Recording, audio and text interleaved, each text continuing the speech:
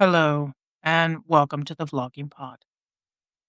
The White House is often seen as a symbol of American stability, but history shows that it has been anything but untouched.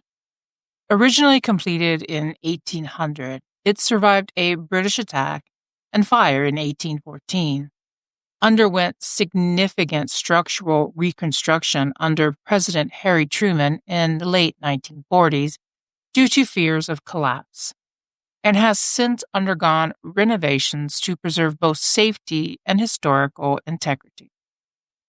Because of this, the White House is recognized as a historic property with unique federal significance.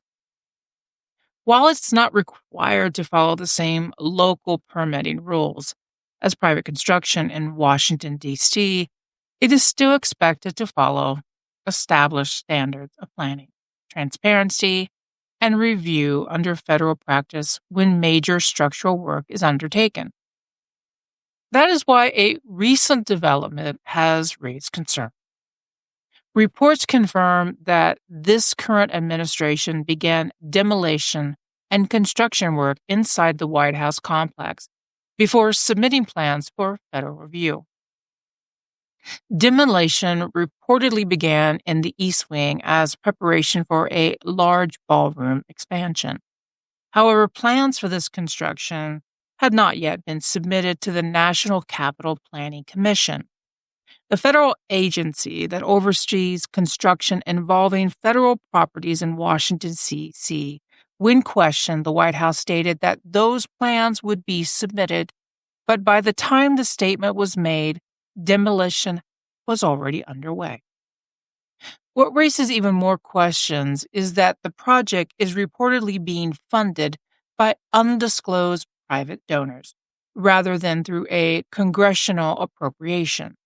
That raises immediate concerns regarding oversight, accountability, and who may be financially influencing access to one of the most secure federal locations in the nation. Members of Congress have now requested detailed information regarding the project. Lawmakers have asked for documentation about the construction timeline, who authorized the demolition, the identities of private donors involved in funding the project, and the names of contractors granted access to restricted areas of the White House. Without full transparency, there is no way to determine whether safety standards are being followed, whether national security protocols are being observed, or whether any outside influence is being exerted over a federal site that belongs to the American people. If construction can begin without review, and if funding can come from private individuals whose identities are withheld, then it sets a dangerous precedent not only for federal property management, but for public trust in government transparency. Today's sources come from White House says it will submit ballroom plans for review with demolition already underway. Reuters. House Democrats request details on White House ballroom for President Trump. CBS News. White House State Ballroom, Wikipedia. Thank you for listening. Until next time, bye-bye.